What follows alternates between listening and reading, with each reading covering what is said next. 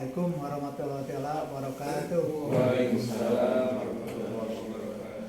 Bapak-bapak, Ibu, pada kesempatan hari ini kita akan belajar mengenai lindungi data dan lindungi diri yang kemarin disampaikan pada kegiatan webinar Godizi seri ke-7 pada tanggal 25 Februari 2026. Berikut tayangan yang disampaikan oleh penyampai yaitu dari PJN.com. Yang pertama adalah disampaikan bahwa total populasi pada bulan Februari 2025 itu seluruh dunia ada 820 miliar. Dari 8,20 miliar ini 70% itu pengguna HP. Kemudian dari 8,2 miliar itu 67,9 adalah pengguna internet dan pengguna sosmed sebesar 63,9%. Di Indonesia sendiri pada Januari 2024 dari 278 juta orang pengguna HP-nya itu adalah 353, artinya satu orang ada yang beberapa HP ya. Kemudian pengguna internetnya ada 185 juta atau 66%, dan pengguna sosmednya sebesar 50% atau 139 juta. Dari data di atas memaksa setiap lembaga atau perusahaan yang melakukan digitalisasi untuk tetap kompetitif. Ada beberapa orang yang merasa tidak perlu mengamankan data karena data saya tidak penting, sistem saya sudah aman, atau tidak pernah ada serangan, atau data saya sudah aman kok. Namun beberapa kali terjadi kasus serangan cyber yang menimpa perusahaan. Salah satu contohnya adalah layanan BSI. Nah, ini diakui oleh Erick Thohir pada waktu itu bahwa tahun 2023 bahwa ada serangan cyber. Kemudian Indodax juga pernah terkena serangan cyber pada 2024. Kemudian kasus selanjutnya ada pertasan PDNS di Kominfo. Nah, apa itu? Apa saja yang termasuk human hacking? Di antaranya adalah satu, adanya traditional phishing, yaitu yang melibatkan alamat email palsu atau situs web tiruan. Kemudian ada juga spear phishing yang dipersonalisasi untuk menarget orang, organisasi atau bisnis tertentu. Kemudian smashing, yaitu serangan ini memanfaatkan pesan teks untuk melakukan serangan phishing. Ada juga content injection, peretas dapat menyusupi server melalui kerentanan keamanan dan mengganti atau menambahkan konten sah dengan konten berbahaya pada suatu konten. Kemudian ada juga phishing, yaitu phishing suara yang melibatkan telepon jahat berpura-pura memasukkan identitas seperti agen pemerintah, bantuan, kepanikan, dan mengekstrak informasi pribadi seperti rincian bank atau kartu kredit. Ada juga walling, yaitu menargetkan eksekutif senior suatu perusahaan.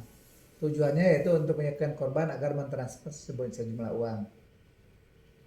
Nah, ini salah satu contoh human hacking.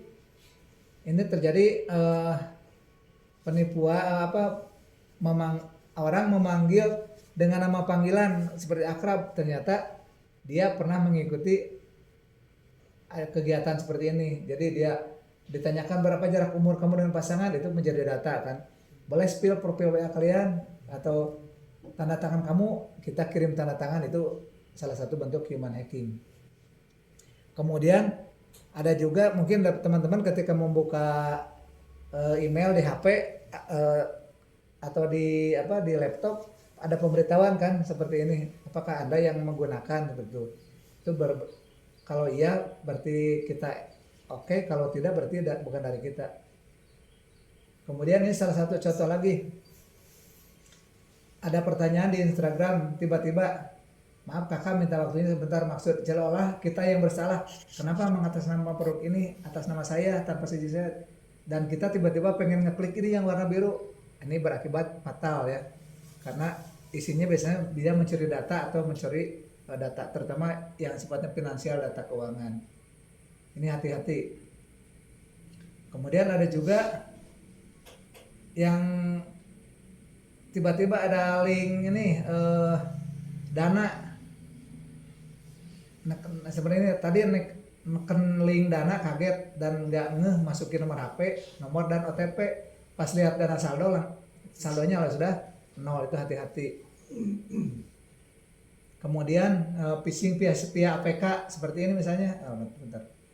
Ada APK pernikahan, undangan pernikahan, itu harus hati-hati juga. Ada ya, pernah ya APK pernikahan. Ini kenapa mereka mengeluarkan human hacking, yaitu tujuannya satu, menjual informasi kita ya, atau kedua, masuk ke dalam sistem kita sebagai korban ke dalam sistem kita, atau menanamkan malware yang lebih berbahaya seperti ransomware. Kemudian ini salah satu contoh juga ya yang tadi saya sampaikan, mohon diklik ini ya, ada undangan pernikahan seperti itu. Payahnya cirinya adalah APK, itu harus hati-hati. Atau kedua misalnya human hacking itu ada permintaan ini ya, nasabah Bank BRI yang terhormat untuk konfirmasi terhadap transaksi, klik di bawah ini. Nah itu harus hati-hati juga. Kemudian ada juga yang ngasih link palsu seperti ini, kebaca http CIMB bank pakai huruf R ujungnya. Ini harus hati-hati juga. Nah, dalam hal ini kita sudah dilindungi dengan Undang-Undang Perlindungan Data Pribadi atau UU PDP yang nanti bisa kita pelajari bersama atau masing-masing. Karena kita punya data spesifik, apa saja data spesifik. Ini data pribadi, data yang langsung bisa menunjuk siapa kita, yaitu pertama adalah nomor KTP atau NIK, kedua alamat rumah, ketiga tanggal lahir, biasanya dibuat untuk verifikasi identitas. Biasanya rata-rata kan kalau PIN biasanya tanggal lahir, itu harus hati-hati. Kemudian nomor telepon juga sebaiknya dibatasi, tidak boleh sembarang orang bisa nelpon kita, aplikasinya dimanfaatkan. Ada juga email pribadi, ini data pribadi. Kemudian nomor SIM kayak KTP, itu hati-hati juga. Kemudian data keuangan yang sifatnya pribadi adalah nomor rekening bank, kartu debit atau kartu kredit, informasi gaji atau penghasilan. Kemudian PIN ATM, ini lebih hati-hati lagi. PIN ATM ditulis di ATM, nah begitu hilang ya sudah habis.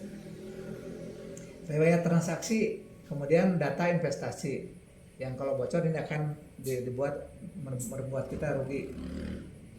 Kemudian ketiga data pribadi apa? Data medis, ada riwayat kesehatan, ada hasil tes medis, informasi asuransi kesehatan, rekam medis elektronik atau RME, kemudian data konsultasi psikologis, kemudian terakhir data genetik. Ya, ini merupakan data pribadi dari data medis.